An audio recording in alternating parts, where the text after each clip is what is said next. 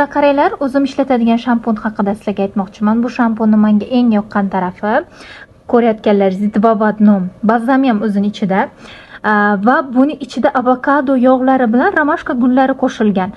Juda ham pitательный, juda ham suyuq emas qizlar. Va bu shampunning ob'yemi 500 ml. Yarim litrlik shampun. Mana shu shampundan bitta odam olsa maza qilib ishlatadi. Ko'pincha magazindan olib kelamiz, sochimga tushmasdan, вообще sochimni terisini tushirib tashagan. Lekin mana shu shampun juda ham zo'r ekan. Для всех волосов, ya'ni hamma sochga to'g'ri kelar ekan. Ko'p qizlarimiz sochini ko'p bo'yagandan keyin sochlari qotishni boshlaydi-yu, o'sha sochlarga ham zo'r tushadi. Bu shampunda sochingizni yuvsangiz, xuddi laminatsiya qilgandek sochlar shunday yaltillab blesk bo'lib turar ekan. O'zining ichida ham balzami bor. Balzam alohida olib o'tirish shart emas.